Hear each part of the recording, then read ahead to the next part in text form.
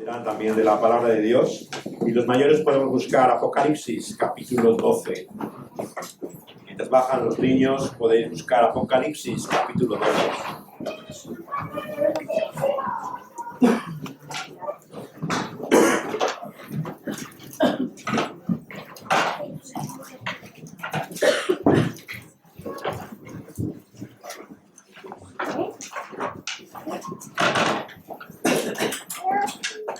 Dice así la revelación final de Apocalipsis, capítulo 12.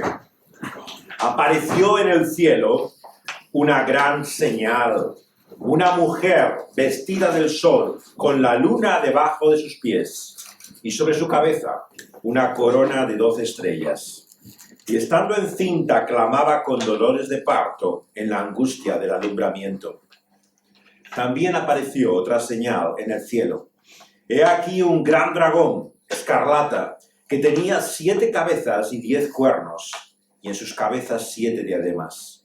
Y su cola arrastraba la tercera parte de las estrellas del cielo, y las arrojó sobre la tierra. Y el dragón se paró frente a la mujer que estaba para dar a luz, a fin de devorar a su hijo, tan pronto como naciese. Y ella dio a luz un hijo varón, que regirá con vara de hierro a todas las naciones. Y su hijo fue arrebatado para Dios y para su trono. Y la mujer huyó al desierto, donde tiene lugar preparado por Dios, para que allí la sustenten por 1260 días. Después hubo una gran batalla en el cielo. Miguel y sus ángeles luchaban contra el dragón, y luchaban el dragón y sus ángeles, pero no prevalecieron, ni se halló ya lugar para ellos en el cielo. Y fue lanzado fuera el gran dragón, la serpiente antigua, que se llama Diablo y Satanás, el cual engaña al mundo entero. Fue arrojado a la tierra, y sus ángeles fueron arrojados con él. Entonces oí una gran voz en el cielo, que decía: ahora ha venido la salvación, el poder y el reino de nuestro Dios, y la autoridad de su Cristo, porque ha sido lanzado fuera el acusador de nuestros hermanos, el que los acusaba delante de nuestro Dios día y noche. Y ellos le han vencido, por medio de la sangre del Cordero y de la palabra del testimonio de ellos, y menospreciaron sus vidas hasta la muerte. Por lo cual alegraos, cielos, y los que moráis en ellos, ay de los moradores de la tierra y del mar, porque el diablo ha descendido a vosotros, con gran ira, sabiendo que tiene poco tiempo. Y cuando vio el dragón que había sido arrojado de la tierra, a la tierra persiguió a la mujer que había dado a luz al hijo varón. Y se le dieron a la mujer las 2 alas de la gran águila, para que volase de delante de la serpiente del desierto, a su lugar, donde es sustentada por un tiempo y tiempos y la mitad de un tiempo.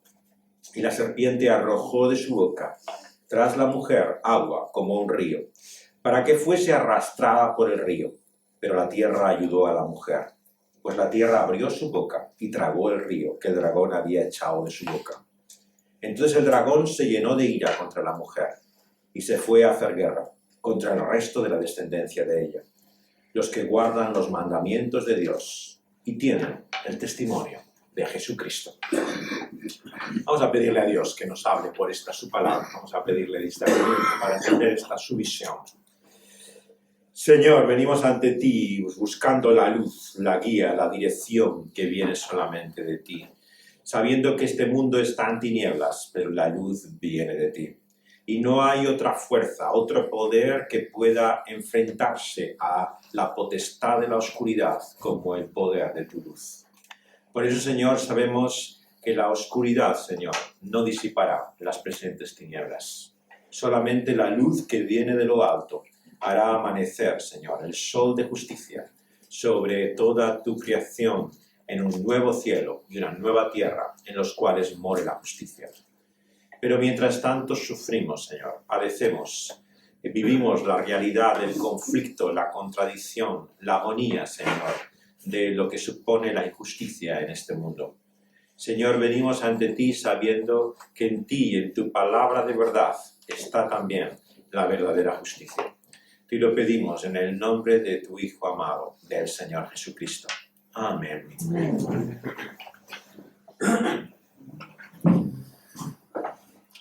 Si tuviéramos que decir cuáles son los males a los cuales nos enfrentamos en el presente tiempo, sin duda que cada uno de nosotros pensaría de diferente manera, pero particularmente en este momento, en esta fecha, con la conciencia de lo que ha ocurrido en París en este pasado fin de semana, muchos piensan sobre el poder de oscuridad, de tinieblas, de inseguridad que trae sobre este continente la realidad de esa religión que llamamos el Islam. Muchos, por lo tanto, en este día tienen en su mente lo que consideran su enemigo. Y así ocurre en diferentes momentos de nuestra vida que somos conscientes de un mal en particular y nos parece que eso es todo lo que hay. Y hay ocasiones en las cuales diríamos que el día que ese mal desapareciera podríamos estar tranquilos. Pero la palabra de Dios nos muestra que detrás de todos nuestros males, tanto en la vida personal como en el mundo que nos rodea, hay un mal en mayúsculas. Y es ese poder espiritual, invisible. Y por eso es que no debemos caer en la tentación de pensar que el problema de este mundo, el problema que tenemos que enfrentar en nuestra vida, es solamente esa situación a la que ahora nos encontramos. Porque hay una realidad, un poder y potestad espiritual detrás de todo mal. Y este es del que nos habla la Biblia una y otra vez. Y aparece en esa persona que encontramos con el nombre del diablo y Satanás. La serpiente antigua que aparece en el Génesis, que entró en el Edén, capítulo 3, y que ha llevado a este mundo a dudar de que haya un Dios bueno, un Padre amante que realmente le importe el destino de nuestra vida. ¿Cuántos en un día como hoy se preguntan dónde está Dios después de lo que ha pasado en París? ¿Dónde podemos tener seguridad, evidencia, manifestación de que hay un Dios que cuida de la vida de las personas cuando permite ese dolor y sufrimiento? Y hay algo en lo que tienen razón. El mal no es totalmente libre. Como hemos leído en el libro de Job al principio de nuestra reunión, el mal que viene de esa persona, de ese ser creado por Dios, una criatura, no un poder eterno comparable a Dios, sino simplemente alguien que sobra de sus manos, pero rebelde contra Él, opuesto a Él. Ese poder está sujeto a Dios y su soberanía. Por eso en Job capítulo 1 vemos que cuando el diablo se acerca a Dios y a su presencia y va delante de ese trono y majestad, le pide el permiso para poner su mano sobre este hombre Job. Y solamente cuando Dios se lo concede y con los límites que Dios le ha establecido puede tocar la vida de este ser humano. Y esto fue una confianza liberadora desde el Antiguo Testamento para todos aquellos que conocían a ese Dios. El Dios que era capaz de cuidar de los suyos más allá de todo poder visible e invisible. Y esa es la gran diferencia, tristemente, entre aquellos que conocen a ese Dios hoy y los que le desconocen. Muchos se ven en las manos realmente de un destino cruel y terrible, que puede disponer de tu vida cuando menos lo esperas. Pero nosotros, cuando confiamos y creemos en ese Dios, por medio de Cristo Jesús, de quien vamos a hablar en esta mañana, descubrimos que hay un Dios y Padre amante, que no permite que caiga ni un cabello de nuestra cabeza, sin que Él así lo autorice, aunque nuestras vidas sean puestas en disposición de aquellos que creen servirle, llevándonos a la muerte. Así habla Jesús a sus discípulos. ¿Cómo puede Jesús decir que hay un Dios de amor que cuida hasta tal punto de nosotros que no permite que nada, ni lo más pequeño de nuestra vida ocurra sin que Él lo autorice? Y unos versos después, decir que sufriremos persecución y padeceremos incluso muerte por causa suya. ¿Dónde está el amor de Dios en medio de ese dolor y sufrimiento, incluso para sus hijos? Esto es un problema aún mayor que lo que el mundo tiene, porque al fin y al cabo muchos de los que mueren en esta vida sin Dios es después de no haberle conocido. Pero ¿qué ocurre con aquellos que son sus hijos? ¿Cómo pueden morir ellos también? ¿Cómo pueden sufrir exactamente igual que los demás? Padecer de esa manera terrible. La palabra de Dios nos muestra que ese poder espiritual tiene aquí la semejanza de ese dragón terrible de color escarlata que se define siempre como sanguinario, homicida desde el principio. Así le llamó el Señor Jesucristo. Satanás está detrás de todo crimen, detrás de toda disposición de la vida de otra persona para la cual no estamos autorizados, está siempre el que ha sido asesino desde el principio. Y él y su poder terrible persigue aquí a esta mujer. Una mujer que aparece vestida del sol y con la luna debajo de sus pies, que sobre su cabeza tiene una corona de 12 estrellas. En la tradición católica sabemos que esta imagen claramente la refieren a la persona de María, y para muchos es el origen de ese título por antonomasia que tiene el catolicismo y que por supuesto sigue usando de Reina de los Cielos. Reina de los Cielos viene de la imagen ni más ni menos que aquí encontramos de Apocalipsis. Pero está hablando particularmente de María en este texto. Esta no fue la interpretación judía. La interpretación del Antiguo Testamento encontramos siempre que el pueblo de Dios era muchas veces mostrado como una mujer encinta, sufriendo dolores de parto. Esa visión que aparece en el mensaje profético en Isaías, ¿no?, también toma esa apariencia celestial, ¿no?, en torno a todos esos astros, por la imagen que de Israel se da al final del libro de Génesis, que estamos estudiando la vida de José. Al final de ese libro se da una imagen que describe a los hijos de Jacob, ¿no?, en términos celestiales. Lo compara con la luna, con las estrellas. Y era una visión, por lo tanto, en tiempos proféticos del Antiguo Testamento habitual, encontrar de esa forma al pueblo de Dios como un tesoro precioso de Dios, ¿no?, que se comparaba con los astros del cielo. Y que aparece también con esa imagen incluso de gloria de corona que aparece en el libro del profeta Isaías.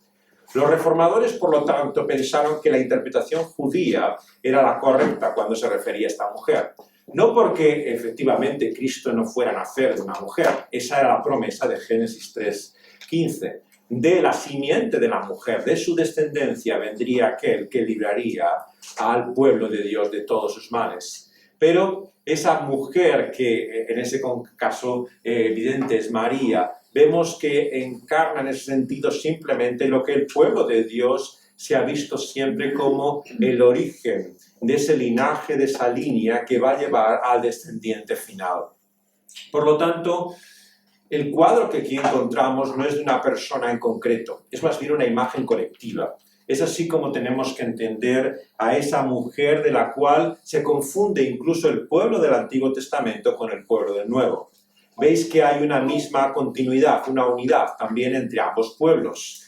Todos ellos están conformados en esa imagen de la mujer que luego se convierte en su pueblo perseguido.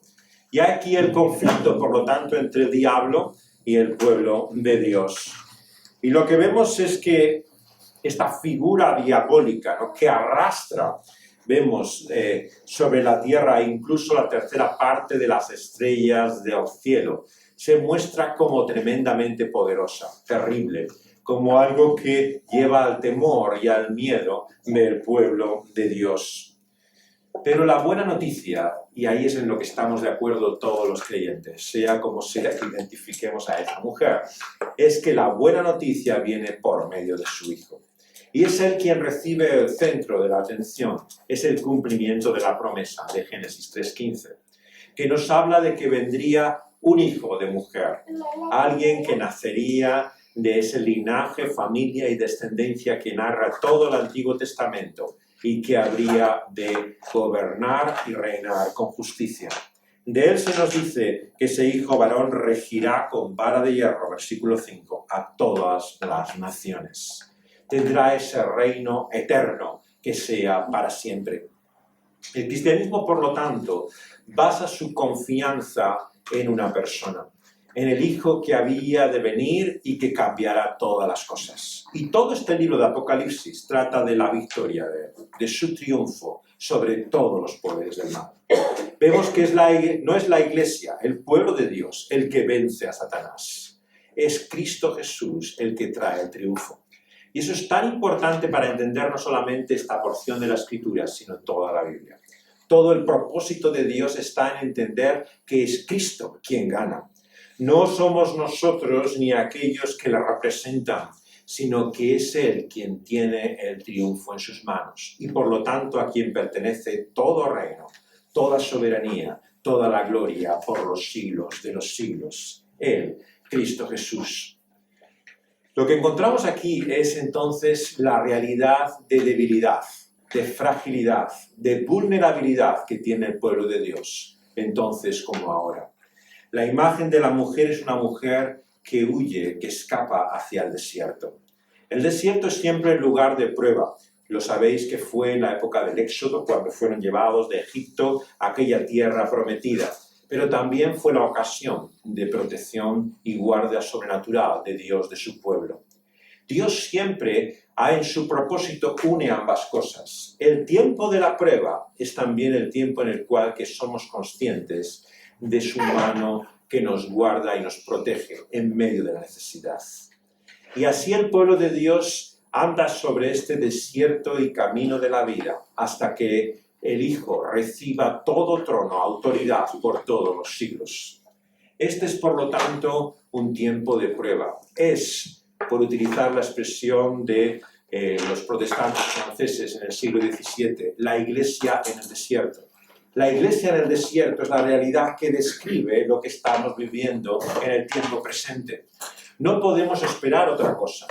De ahí el gran engaño de los falsos evangelios de prosperidad y que hablan tantas veces de bendición en esta vida presente, porque ignoran lo que la Escritura nos anuncia y promete. Lo que nos anuncia y promete es la realidad de que Dios estará con nosotros en medio de la prueba, en medio de la necesidad. El tiempo en que está la iglesia en este desierto está establecido siempre por esta cifra que aparece simbólicamente muchas veces en la Escritura. Aparece en Daniel, ¿no?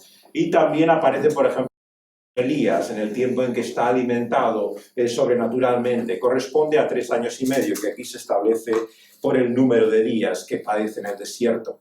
Es un tiempo establecido que Dios ha determinado para que su iglesia sea puesta a prueba. Y esto es una buena noticia ya para su pueblo entonces, como ahora.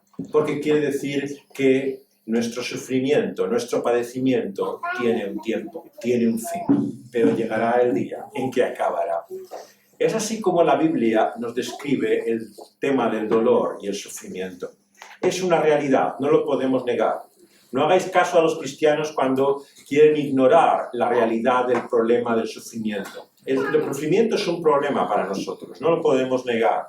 Pero lo que nosotros sabemos que el no creyente no sabe es que está limitado, determinado. No solamente por nuestra vida, obviamente la confianza del no creyente es que con su muerte se acaban sus sufrimientos, no. Pero eso es un engaño satánico, diabólico. El pensar que nuestra vida acaba allá donde la muerte nos lleva. La muerte es simplemente la consecuencia de ese mal. Y el sufrimiento y el dolor también tristemente acompaña a aquella humanidad, ¿no?, que por toda la eternidad vive separada de Dios. Por eso es que el pueblo de Dios una y otra vez encuentra la buena noticia, no en la liberación de esa muerte física, sino en la liberación de esa muerte última, eterna, que es la salvación que Dios nos da por Cristo Jesús. Y lo que aquí encontramos en este tiempo de prueba y sufrimiento que es en el desierto, ¿no?, es que mientras la mujer huye y tiene esos 1260 días, ¿no?, los 3 años y medio, hay una gran batalla mientras tanto en el cielo. Y en la gran batalla está Miguel y sus ángeles, un arcángel que recibe ese nombre en la Escritura.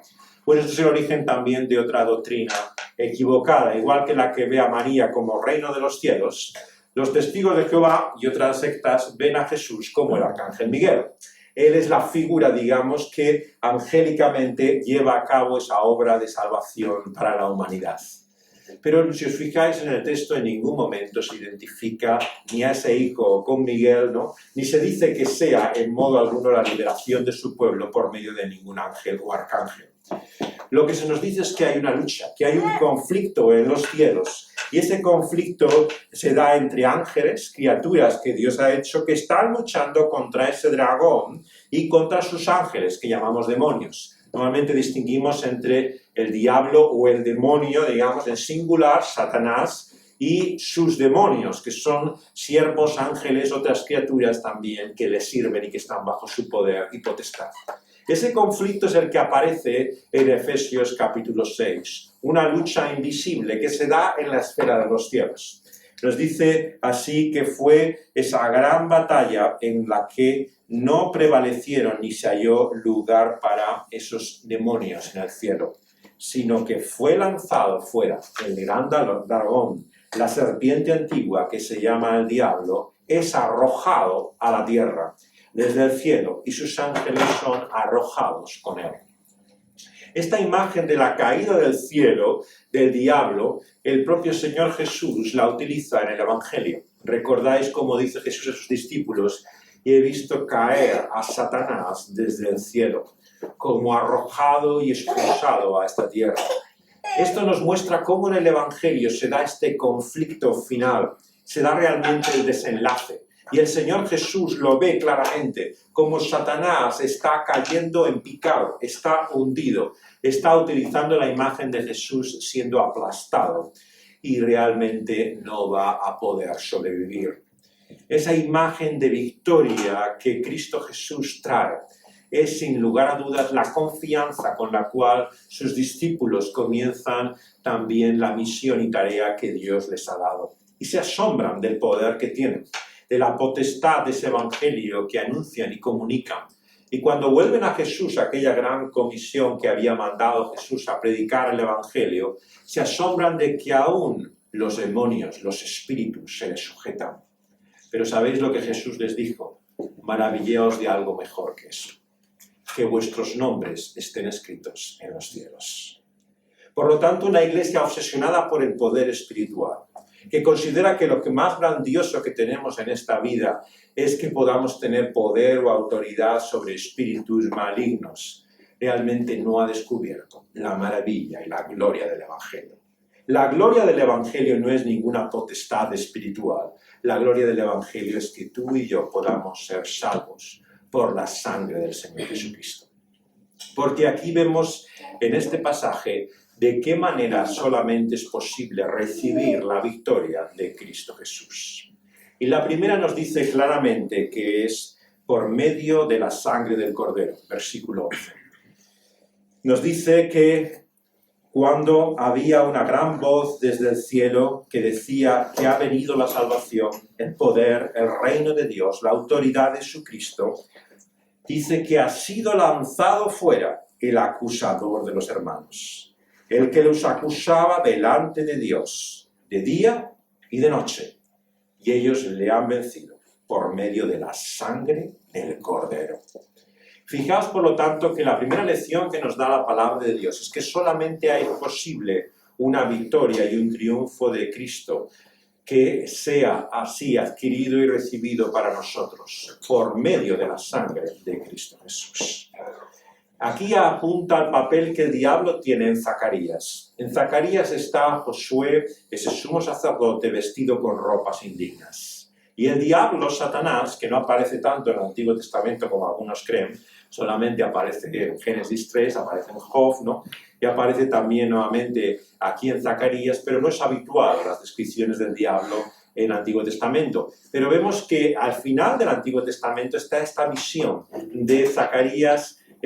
Nos muestra cómo está acusando, señalando con el dedo, mostrando las contradicciones, ¿no?, de aquel que se llama siervo de Dios, que es Josué, y que se presenta con esas vestiduras indignas.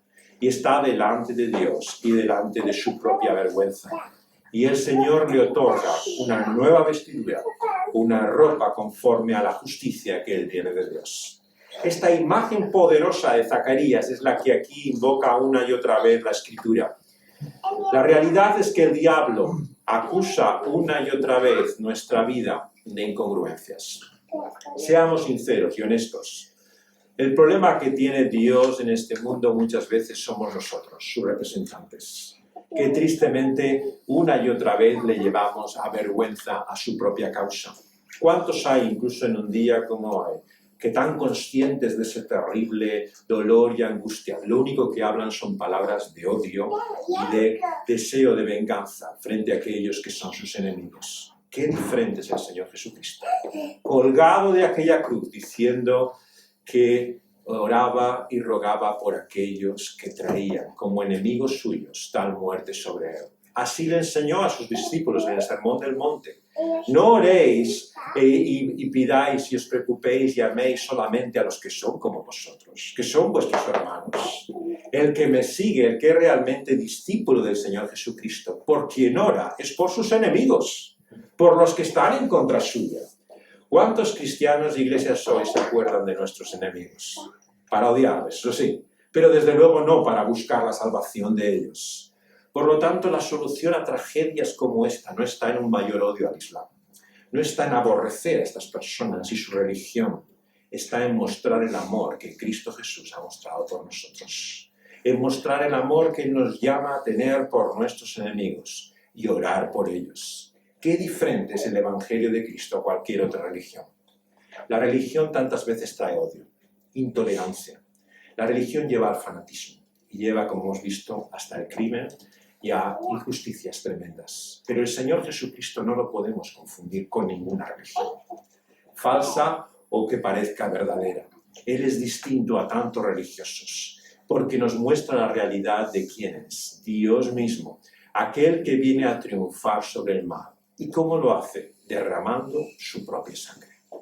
Qué tremendo este hecho, que sea precisamente su mayor sufrimiento, su mayor padecimiento, el mayor poder que Cristo tiene hasta el día de hoy.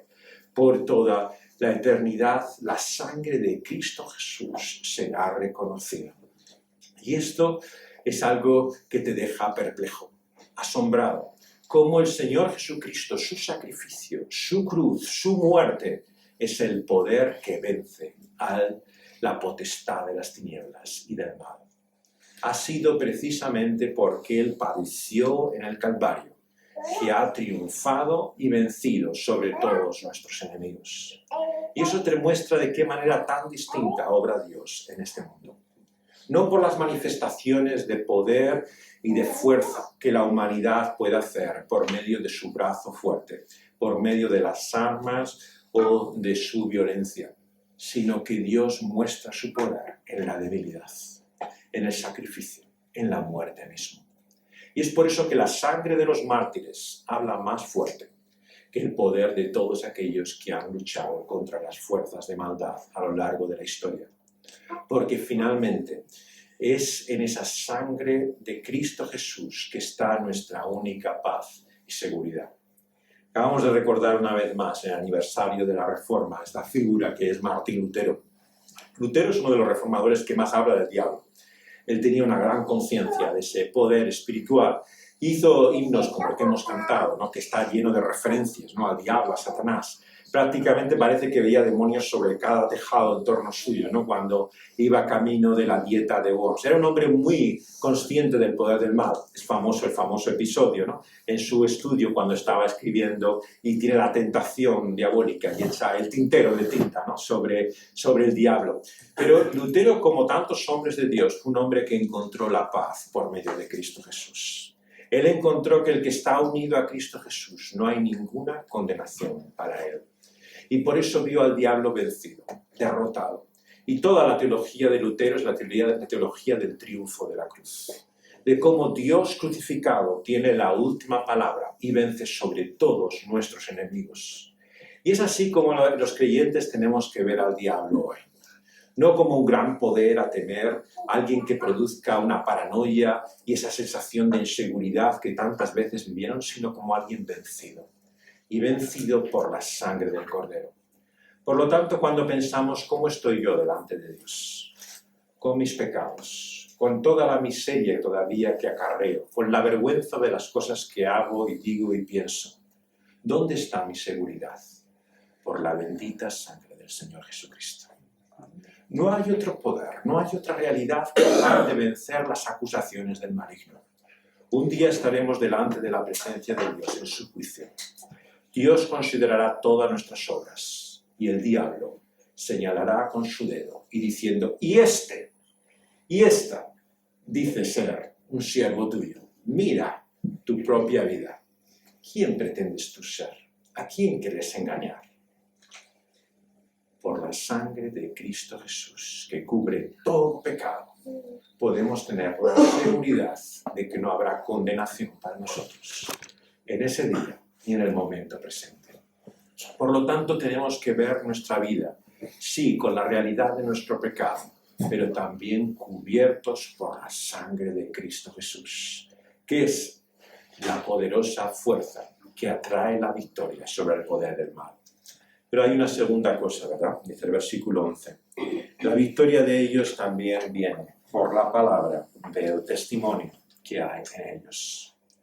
Dios ha querido vencer el poder del mal, no por la fuerza de los carros de Egipto, ni de las armas de ninguno de los imperios del pasado o del presente, sino por el poder de su evangelio. Y lo que va a poder traer la victoria a este mundo dominado por las tinieblas no es la fuerza de nuestros ejércitos, no es el poder de los misiles, no es la eficacia de nuestras fuerzas de seguridad, es el poder del evangelio. Porque solamente el poder del evangelio puede cambiar el corazón del hombre. Solamente una persona llena de odio y de violencia puede ser transformada por la obra de Cristo Jesús, por el poder liberador que hay en el evangelio, que es dinamis, poder efectivo, de una potencia tal que es capaz de hacer que la persona no se reconozca, como si fuéramos totalmente diferentes. Así Dios muestra su poder por el testimonio de esta palabra que nos ha dado a nosotros, su pueblo, para traer a este mundo. La Iglesia, por lo tanto, es sierva de esa palabra. Toda su misión y propósito tiene relación con ese evangelio. No hay otro ministerio entre el pueblo de Dios que el servicio a la palabra de Dios. Toda otra cosa es una distracción. Es tomar una actividad o un lugar legítimo que forma parte de la tarea de la Iglesia. Pero la prioridad última, el propósito, el objetivo, es dar testimonio de esa palabra que hemos recibido de Dios. Y esa es una tarea que ha sido encomendada a todos los creyentes. Todos tenemos un testimonio que dar. Y esa palabra de testimonio es la que vencerá finalmente al mal. Dios se ha placido utilizar muchas veces nuestra vida llena de contradicciones por medio de ese medio tan frágil y evidentemente débil como es nuestra palabra, comunicar la verdad de lo que Él hace por medio de Cristo Jesús. Y el testimonio que podemos dar es poderoso no por nosotros. Muchas veces el énfasis que se da en la Iglesia hoy es que la Iglesia será creída y reconocida en la medida que dé méritos para Él. Si somos mejores personas, si la gente nos reconoce como vecinos maravillosos, si realmente ven las obras que hacemos y se asombran de lo bueno que somos, entonces se creerán lo que nos dicen. Pero quien piensa así está racionalizando algo que la palabra de Dios no hace. La gente no dice que creerá nuestro testimonio por la credibilidad que hay en nosotros. Eso no es lo que está diciendo la palabra de Dios. Lo que dice es que esa palabra que Dios trae, comunica, transmite por medio de nosotros, tiene un poder en sí mismo. El poder que vence del mal. Esto es lo que dice el apóstol cuando escribe a los Gálatas. El evangelio es el poder de Dios. Es ese testimonio que trae salvación. Es la palabra misma la que produce vida. Por eso es que tenemos que tener tan alto concepto de la palabra de Dios. El día que la palabra de Dios toma un lugar secundario en nuestra mente, cuidado y ojo, porque estamos en el camino de nuestra desorientación y confusión. La palabra de Dios ha de ser aquella en la cual tenemos nuestra confianza. De todas otras cosas podemos dudar. Puedo dudar incluso hasta de mi propia realidad de fe y de vida, pero nunca dudes de la palabra de Dios. Porque ella es poderosa Duda de ti mismo todo lo que haga falta, pero nunca de Dios y de su palabra. ¿Por qué? Porque eso es lo que hundió al primer hombre y a la primera mujer en el Edén.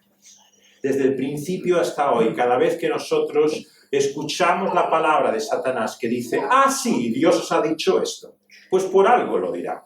Seguramente algún motivo o razón tendrá para haberle dicho eso. Seguramente es que se ve amenazado, o es que no quiere que hagas esto, porque realmente vas a descubrir por ti mismo lo que a ti te conviene.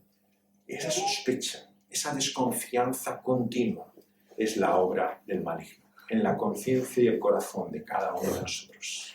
Cada vez que dudamos y desconfiamos que tenemos ese Dios bueno, que nos muestra su voluntad para nosotros y se convierte en una semilla de incredulidad que da en su raíz ese fruto amargo de la desconfianza que nos lleva precisamente a la pérdida y a la falta de fe. Tenemos que recordar que Dios y su palabra es fiable. Y esta es una de las características para mí primordiales del movimiento evangélico. Es una razón por la que podemos llevar ese nombre con confianza, sin vergüenza. Somos evangélicos en la medida en que seamos fieles al lema de la Reforma de la sola Escritura. Si no, toda nuestra fe evangélica carece de sentido. ¿De qué sirve una experiencia y un nuevo nacimiento si la Escritura no está realmente en la autoridad y el centro de la vida? Es ella realmente el eje y la definición de lo que significa para nosotros ser cristianos. Somos aquellos que estamos sometidos a la palabra de Dios. Recordamos las palabras de Lutero en aquella dieta de Worms delante del emperador español Carlos I de España y V de Alemania, llamándole a retractarse, a volverse atrás de lo que había enseñado. Después de aquella noche, meditando y reflexionando, se enfrenta ante el poder de este mundo y dice, no me puedo someter ni sujetar a ningún otro poder que esa bendita palabra de Dios. Esa es la única palabra en la cual ha de estar sujeta y bajo ella toda otra opinión, toda otra creencia y toda otra confianza. Por lo tanto, como decía el reformador, cuando Dios habla, los hombres callan. Cuando su palabra se pronuncia, da igual la autoridad que pretendan tener esos seres humanos. Su posición es la de siervos, escuchar y obedecer aquello que Dios dice. Y ahí está realmente el poder de la victoria espiritual. ¿Dónde está el poder que vence al mal? En la sujeción y obediencia a la palabra de Dios. Fijaos cómo acaba nuestro texto. ¿Quiénes son aquellos contra los cuales la mujer que se enfrenta a ese dragón y que tiene ese conflicto y esa guerra? Su descendencia que sobrevive por la mano y protección de Dios. Los que guardan los mandamientos de Dios y tienen el testimonio de Jesucristo. O sea, finalmente es ese testimonio y mandamientos, esa ley y voluntad de Dios la que caracteriza a aquellos que sobreviven, a aquellos que el Señor guarda y protege. Y por eso debemos sujetarnos siempre una y otra vez a esa Biblia, no domesticarla. Tristemente muchos cristianos tienen esa relación con la Biblia. Es algo a su servicio, algo que utilizan.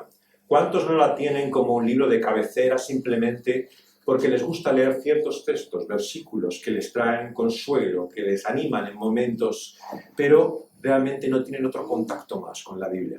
De esa forma parece que han dominado a la Biblia, que la tienen a su servicio, que se convierte realmente en algo domesticado para ellos. Pero como los reformadores nos enseñaron, hay que dejar a Dios y su palabra libre. Y cuando Dios y su palabra está libre, te cuestiona, te desafía, te lleva a cuestionarte tus propios esquemas teológicos. ¿Qué es eso que tú creías y que pensabas cuando Dios en su palabra dice esto? Y tenemos que dejar de tener miedo a ser desafiados, a ser contrastados todos nuestros énfasis y creencias por lo que la Escritura dice. Porque Dios actúa como esa espada del Espíritu. Efesios 6. ¿Cuál es el arma final en esa guerra espiritual? Hay muchos instrumentos defensivos de guerra. Hay un escudo, hay toda una serie de elementos de la armadura que nos protegen. Pero ¿cuál es el arma realmente de esa guerra espiritual de Efesios 6? La espada, que es la palabra de Dios. Por lo tanto, ella es la que penetra hasta lo más profundo de nosotros. Es la que nos desvela la realidad.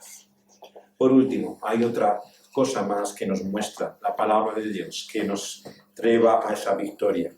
Versículo 11, que estamos tomando como el resumen de este capítulo. Menospreciaron sus vidas hasta la muerte. Qué poco hay de esto en nuestro testimonio y nuestra vida hoy. Vivimos tan aferrados al presente, a lo que ahora tenemos, que solamente pensar en la muerte nos parece realmente algo ya no solamente indeseable, sino terrible, el fin de todo. Hasta ese punto el mundo ha moldeado nuestra forma de pensar y pensamientos. Creemos que esa realidad transitoria, efímera, temporal que es la vida, se acaba con esa muerte. Y por eso es que le tenemos miedo. Es una realidad que se opone y se enfrenta a la vida. Nos dice el apóstol que es el último enemigo que el Señor ha vencido. Y es cierto que la muerte es terrible, no hay nada natural en la muerte. Pero eso no quita que la verdadera fe, el testimonio del que aquí se habla que tiene el pueblo de Dios, es el de menosprecio, el valor y el coraje, y la valentía que menosprecia la muerte.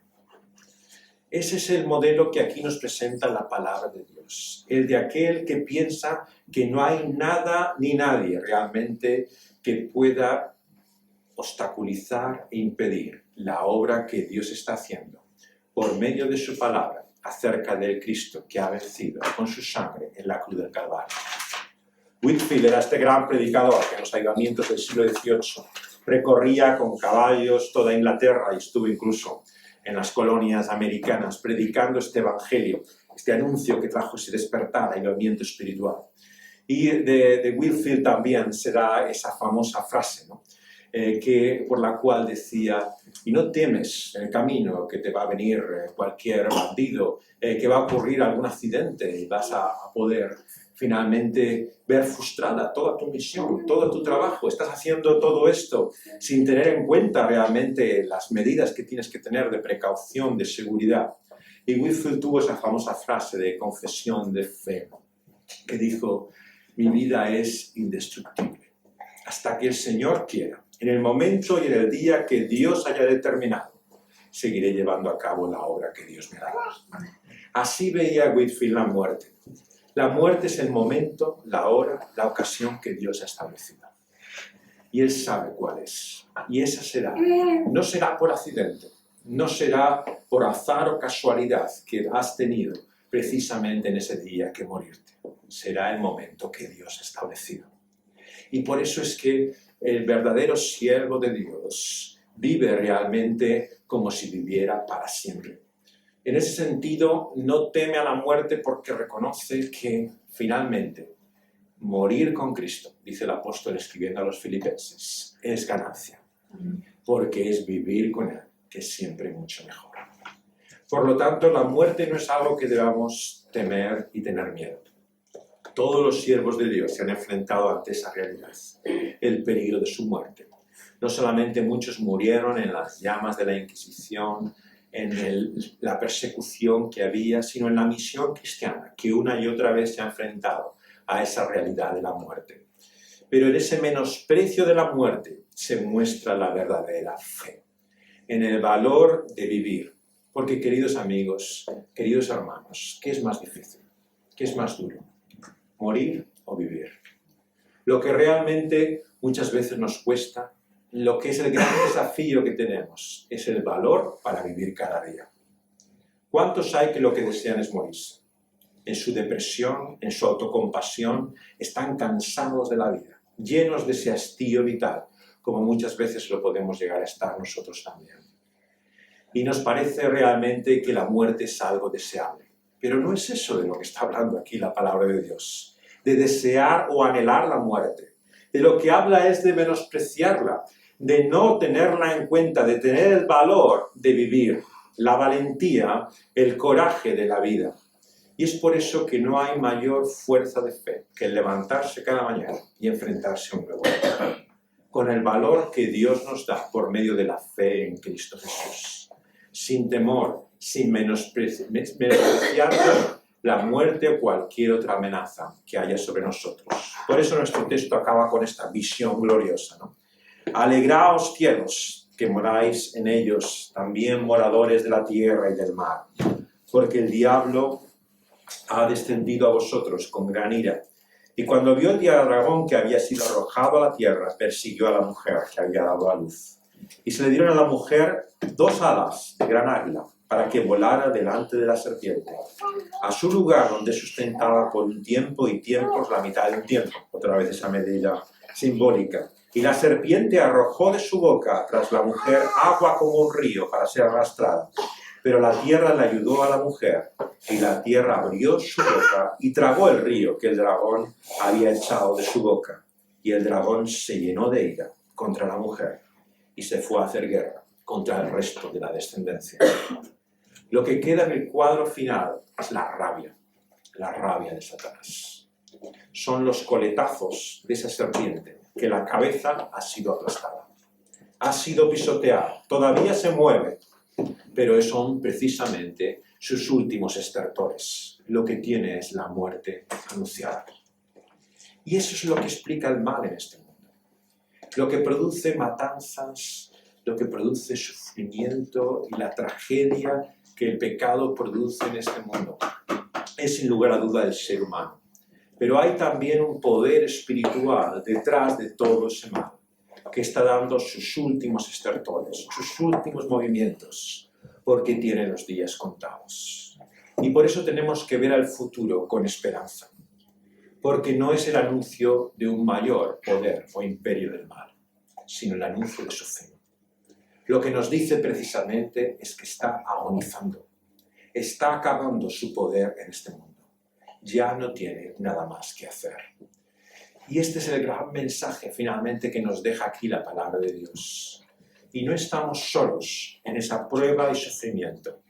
El Señor muestra su mano. Le dio alas a aquella mujer. Hizo que la tierra tragara el agua que iba a negarla, porque Dios sigue protegiendo y cuidando de su pueblo. Y lo hace de forma espiritual, invisible, pero real. ¿Cuántas veces hemos sido librados y guardados de una forma asombrosa? Y pensamos, mira, la que me he librado. ¿Y si supiéramos?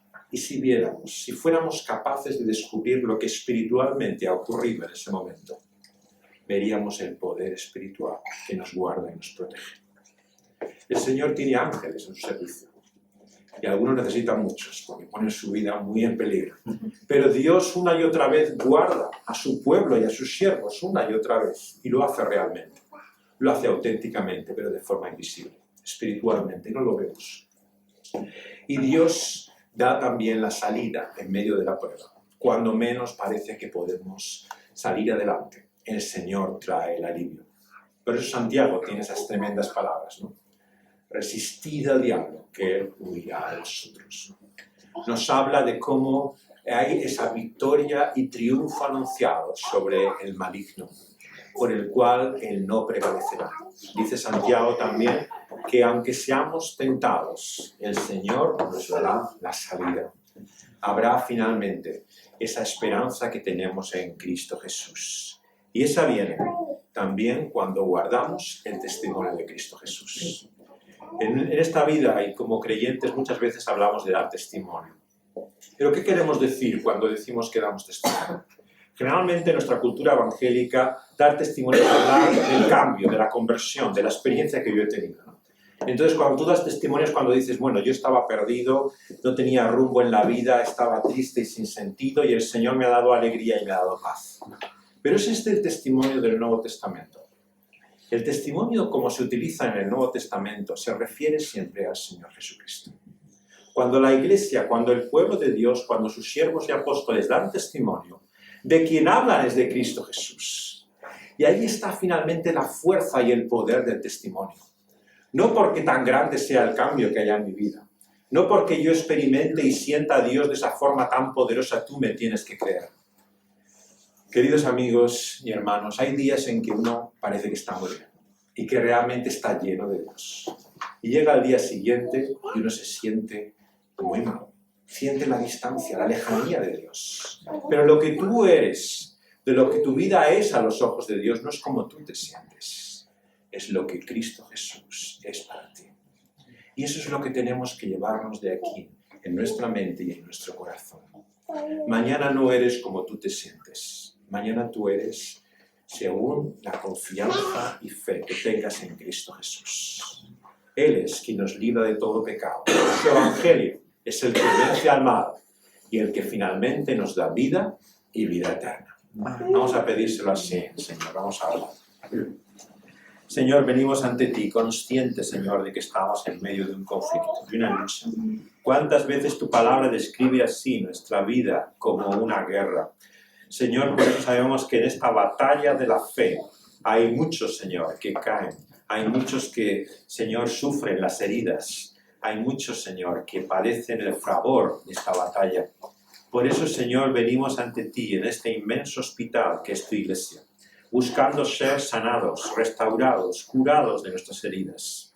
Y muchos padecemos, Señor, en nuestro cuerpo. Padecemos a causa de dolencias, de aflicciones, de enfermedades. Pero muchos padecen también en su conciencia, a causa de pecados, Señor, de debilidades en su carne, de cosas que les hacen sentirse avergonzados e indignos, Señor, de llevar el nombre de cristianos. Y hay otros también que padecen espiritualmente. Sienten la frialdad, Señor, no logran entusiasmarse y experimentar, Señor, la realidad plena de esa vida. Y dudamos, tantas veces dudamos, Señor, de que esta victoria sea real, de que esta batalla y esta guerra lleve finalmente, Señor, a ese triunfo seguro que tú nos has dado en Cristo Jesús. Ayúdanos a entender, Señor, que el triunfo y la victoria ha sido ya lograda, en el espacio y en el tiempo, Señor. Desde la eternidad, cuando tú, Señor, te propusiste hacer este plan, Señor, has dispuesto poner, Señor, tu corazón y tu gracia en nosotros para darnos la victoria por medio de tu Hijo, Cristo Jesús, en el tiempo y en el espacio, por aquella cruz del Calvario en la cual ha derramado nuestra sangre. Ya no somos lo que somos, sino somos lo que somos, Señor, en Cristo Jesús. Ayúdanos a recordar esto, a llevarlo a nuestra mente y corazón en cada día de nuestra vida, que unidos a Cristo, Señor, somos una nueva criatura, que ya no nos ves como nosotros nos vemos a nosotros mismos. Señor, te rogamos también que en esta semana que ahora empieza, Señor, que en este momento de nuestra vida podamos dar testimonio. Testimonio, Señor, de la palabra que tú nos has dado. Señor, qué maravilla que tú estés ahí y no estés callado. Que hayas hablado desde el principio y que nos hayas revelado tu propósito. Nos has dado estas visiones, Señor, para conocer el futuro, para poner nuestra seguridad y confianza en lo que en ellas se revela. Por lo tanto, tenemos una palabra y una revelación de la cual dar testimonio, en la que recibimos, Señor, por medio de esta tu escritura, y damos al mundo y anunciamos. Señor, que podamos utilizar mejor esa espada, que no la tengamos, Señor, en desuso y guardada, sino que realmente, Señor, esté afilada y presta para hacer su obra, para penetrar tal y como tú has prometido, hasta lo más profundo e íntimo de nuestro interior. Señor, así nos traspasa tu palabra. Señor, sabemos que tu efecto es doloroso, pero también de tu mano está la curación y la restauración. Señor, hiérenos y sánanos tú, Señor, por esa tu palabra. Haz tú la obra que tú has dispuesto y que tú, Señor, has anunciado por medio de ella. Te queremos rogar, por último, que nos des esa vida de valor, Señor, en medio tantas veces de la comodidad, de la conformidad, Señor, del atragamiento y la manera en la cual estamos adormecidos, Señor, en este mundo, tan conscientes de nosotros mismos y preocupados por nuestra comodidad, por nuestro confort y seguridad, que ya no queremos poner en riesgo nada. Danos, Señor, el valor que ha caracterizado a tus santos desde la antigüedad, a menospreciar la muerte misma, a enfrentarse, Señor, con valor a la vida misma, a llevar a cabo, Señor, esa victoria y esa lucha sin temor a la muerte y a nada de los que tendremos que enfrentar. Porque nada de lo que tú has creado, de lo visible o invisible, ningún otro poder eterno existe aparte del tuyo, Señor. No hay nada que nos pueda separar de ese amor que tienes por nosotros en Cristo Jesús. Ni la muerte, ni la vida. Señor, te damos gracias que en Cristo Jesús tú nos das seguridad. En su nombre te lo pedimos. Amén. Vamos a cantar un último cántico. A la victoria.